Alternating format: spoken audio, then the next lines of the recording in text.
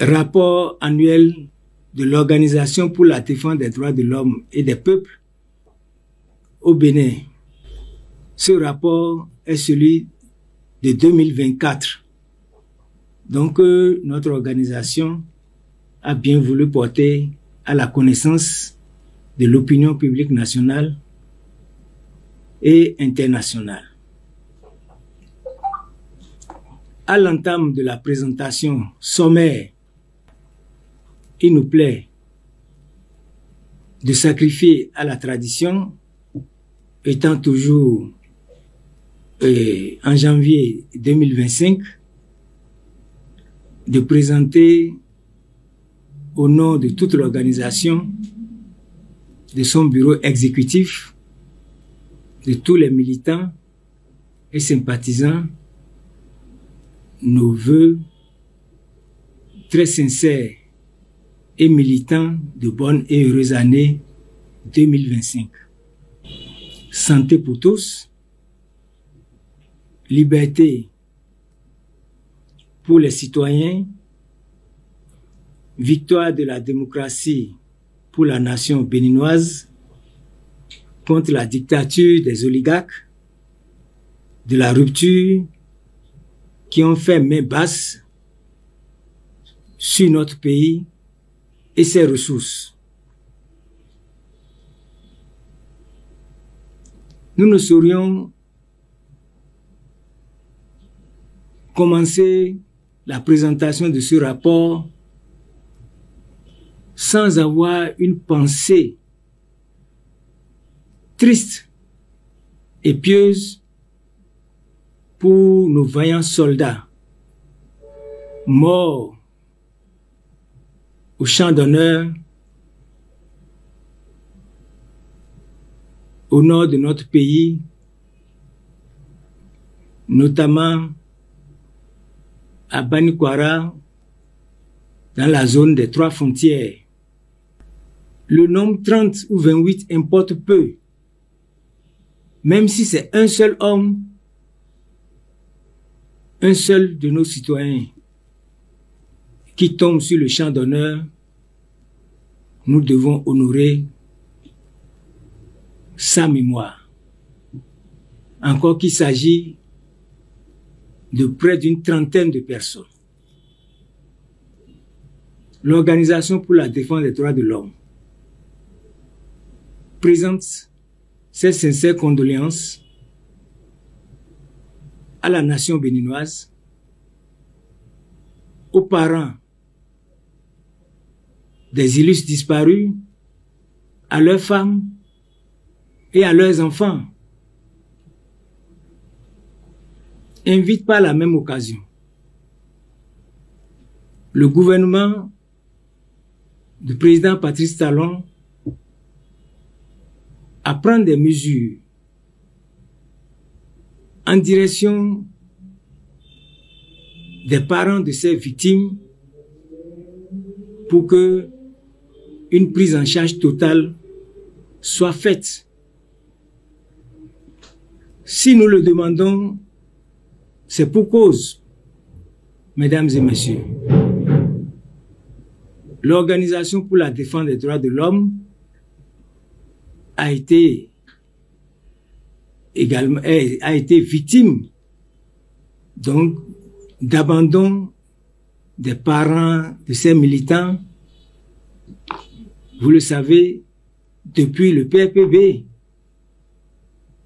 ce dossier est encore pendant. C'est pourquoi nous demandons instamment au gouvernement qui se penche et l'ODHP veillera donc à ce que, n'est-ce pas, la prise en charge de ces parents de ces militaires morts sur les champs d'honneur, leurs enfants, soit réellement pris en charge par le gouvernement. Mesdames et messieurs, l'année 2024 a été encore une année plus douloureuse que les autres années en matière de liberté et de violation des droits de l'homme par le gouvernement du président Talon. tous les domaines de la vie publique ont été passés sous les fourches caudines du gouvernement. Aucun secteur n'a été épargné. Sur le plan économique, mesdames et messieurs, il n'est secret pour personne que le président Patrice Talon, à maintes occasions, a eu à reconnaître son porte-parole du gouvernement, a eu également à reconnaître l'amenuisement sans cesse croissant du panier de la ménagère. Depuis 2016, qu'il a demandé au peuple béninois de serrer la ceinture, eh bien, cette ceinture tend de plus en plus à rompre la colonne vertébrale de tous les Béninois, tellement ils continuent de la serrer qu'ils ne savent plus à quel sein se vouer.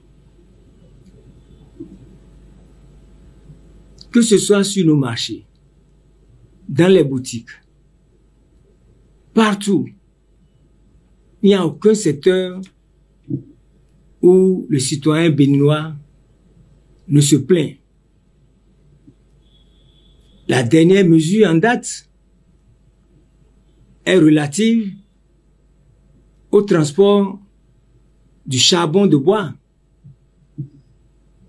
qui crée encore plus de difficultés, plus de misère donc à nos populations, dont les 95% ou 95 ou 90%, 95% n'ont pas les ressources nécessaires pour pouvoir s'offrir le gaz domestique. Donc c'est le charbon. Voilà, le gouvernement encore a sorti une décision relativement à l'usage de ce charbon. Le plus important qui a défrayé les chroniques, c'est surtout au niveau de nos producteurs agricoles.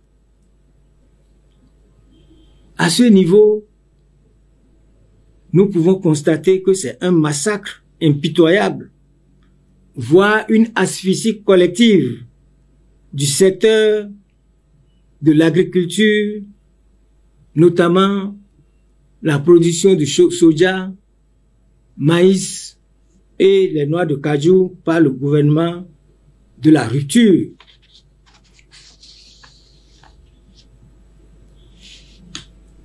Combien de nos concitoyens n'ont pas été scandalisés, mesdames et messieurs, par des barricades érigées par le gouvernement de la rupture sur toutes les pistes rurales du nord et du centre du pays, dans les frontières avec certains pays limitrophes, à l'aide de grosses pierres, de blocs impressionnants de granit ou des tranchées de plusieurs mètres de profondeur pour, dit-on, empêcher les producteurs de commercialiser leur production de soja, de noix de cajou, de maïs, etc., obligeant certains politiciens à se rendre sur les lieux pour constater de visu les faits. Mesdames et messieurs, la chasse aux producteurs et la confiscation de leur cargaison de soja et de noix de cajou et d'autres produits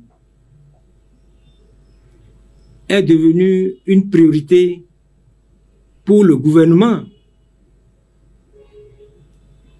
Des magasins supposés de stockage de produits de soja ou de noix de cajou sont systématiquement scellés par la douane béninoise. Des camions, des cargaisons entières de camions ont été arraisonnés et mis en fourrière. Et des poursuites judiciaires au plan pénal sont engagées par la criette contre ces producteurs qui n'ont plus le droit de disposer du fruit de leur travail. De nouvelles infractions sont ainsi apparues dans l'ordonnancement juridique de notre pays relativement à la chasse aux producteurs de soja et de noix de cajou. Au plan social, l'année 2024 a été marquée de façon significative par la répression systématique et brutale et sans concession du mouvement syndical et des mouvements associatifs. Des dirigeants syndicaux ont été arrêtés et gardés à vue dans les locaux de la brigade économique et financière après la répression brutale de leur marche pour la liberté syndicale.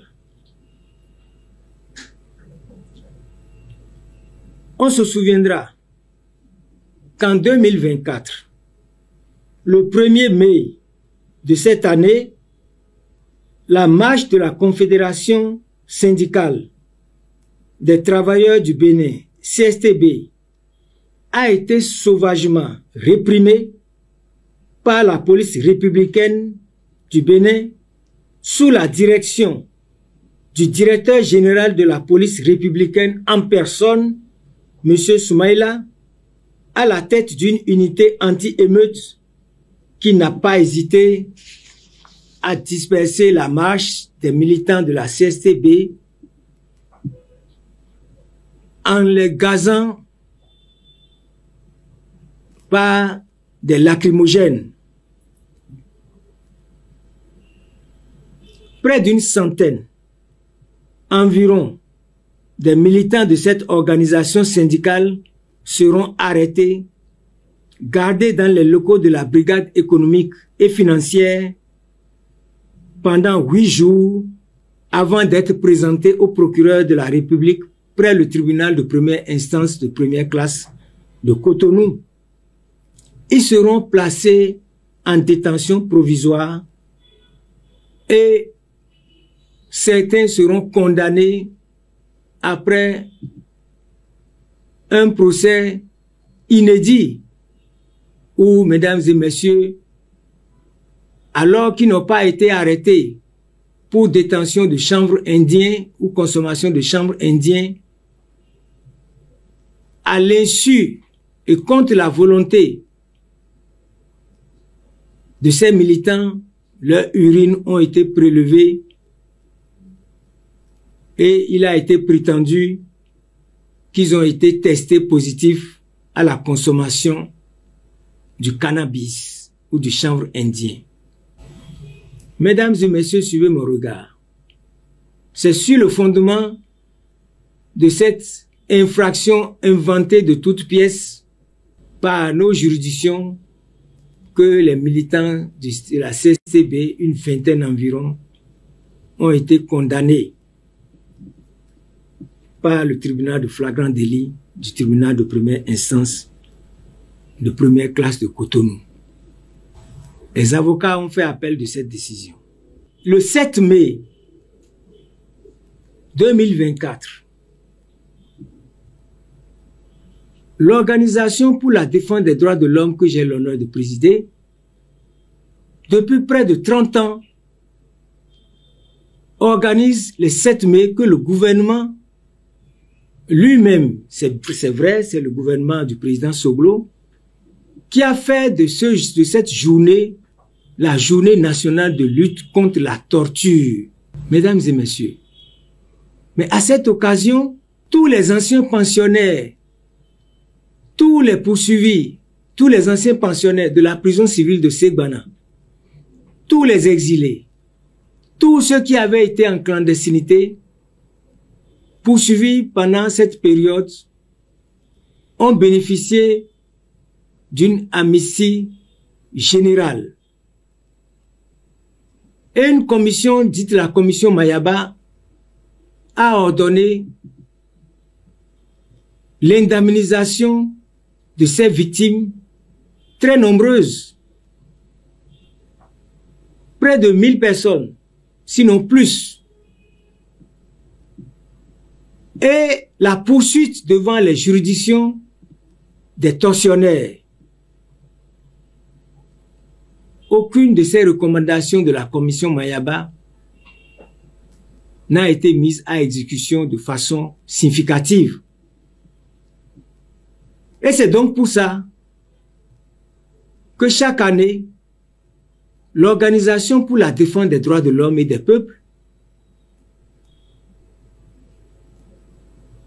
manifeste le 7 mai qui a été déclaré par le gouvernement Journée nationale de lutte contre la torture. Eh bien, dans sa haine répressive, le 7 mai 2024, le gouvernement de la rupture de M. Patrice Talon, alors que les responsables de cette association ont satisfait à toutes les formalités de déclaration de marche, eh bien, le préfet Ouroula a interdit, sans aucune base légale, n'est-ce pas, cette marche d'une association des droits de l'homme pour la commémoration de nos martyrs. Une journée décrétée par le gouvernement comme journée nationale de lutte contre la torture. 2024, outre ces dérives, a également vu la multiplication des bavures policières sur toute l'étendue du territoire. Nous ne citerons que quelques-uns qui ont défrayé la chronique. Il en est ainsi du cas de ce jeune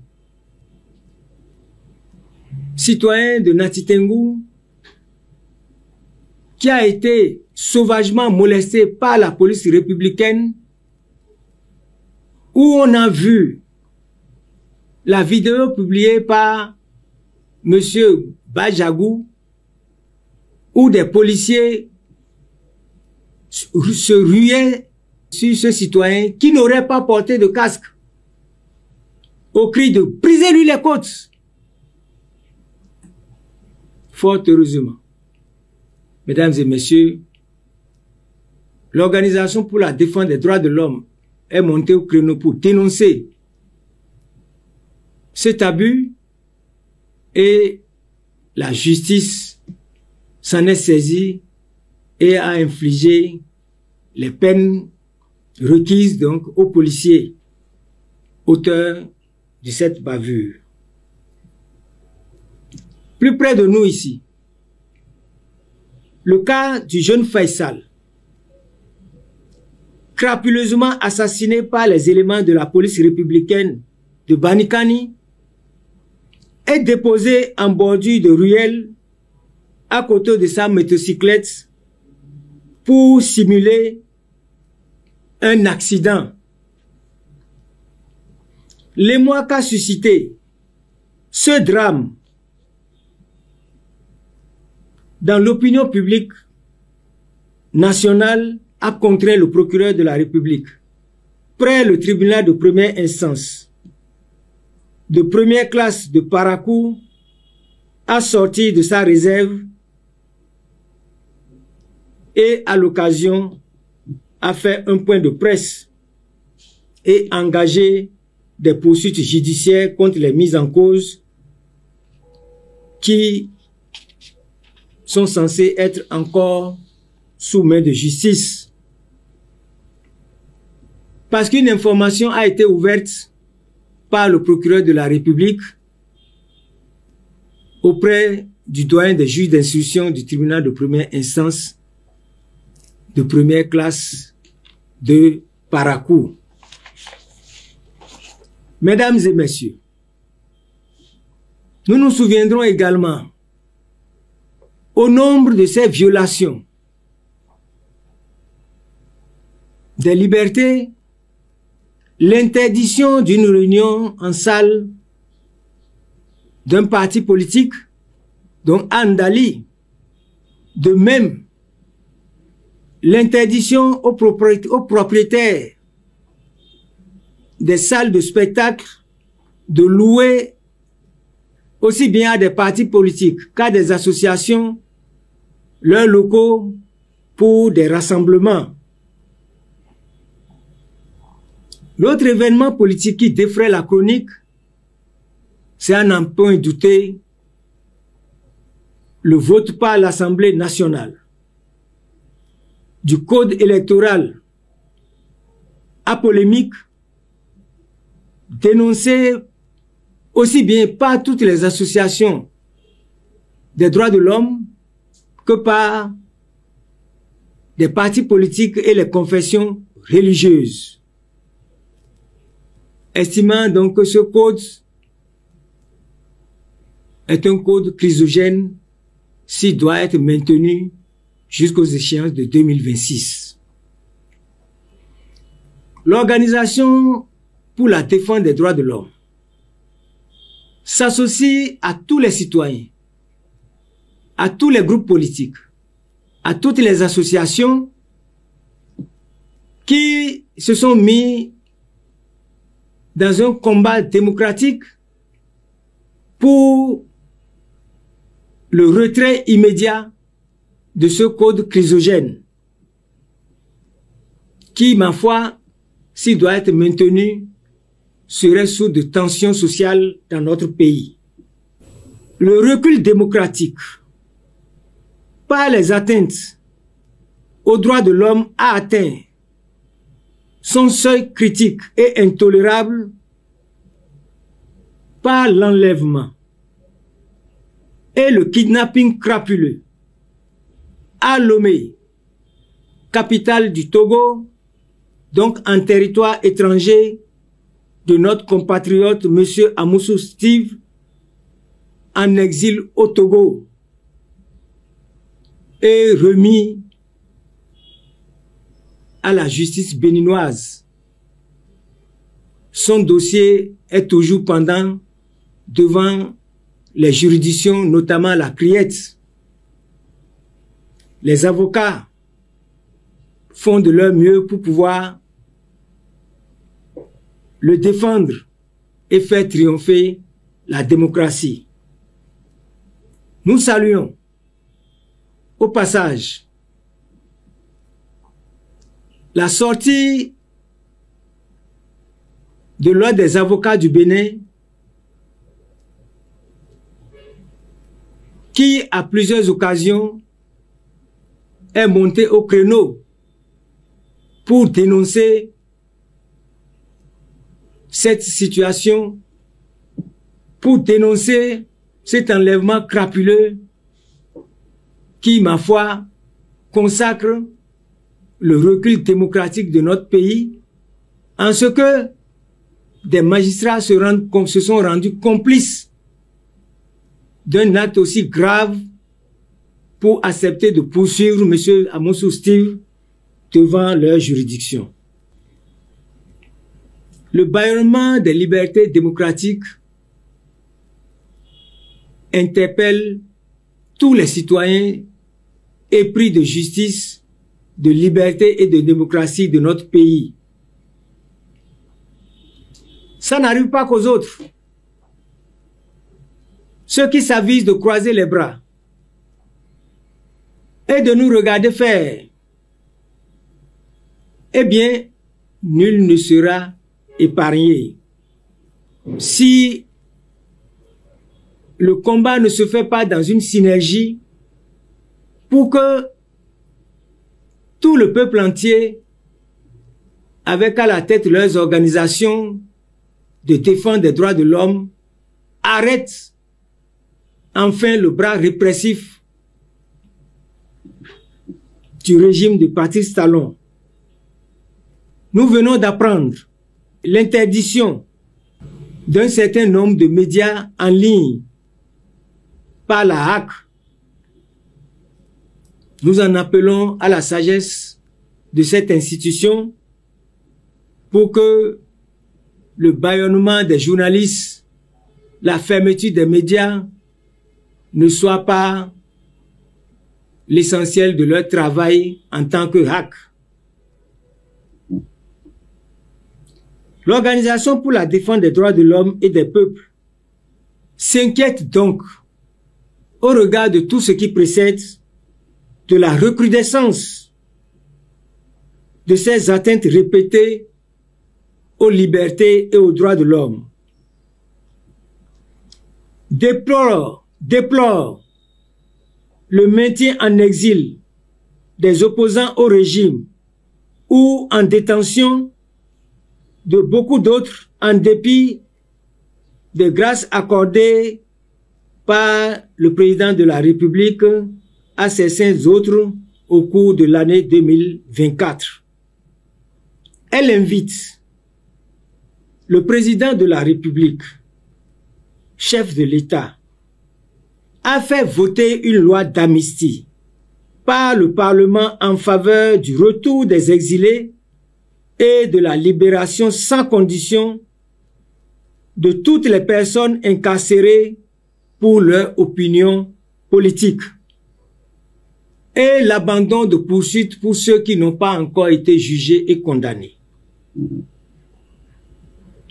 Invite également les militants et militantes de l'Organisation pour la défense des droits de l'homme et des peuples, de toutes les associations de droits de l'homme au Bénin et de tout le peuple à une veille citoyenne contre l'arbitraire et la violation des droits de l'homme par le pouvoir de la rupture, gage de la restauration des acquis démocratiques gravement compromis depuis l'avènement du régime de la rupture en 2016 et les libertés dans notre pays. Je vous remercie.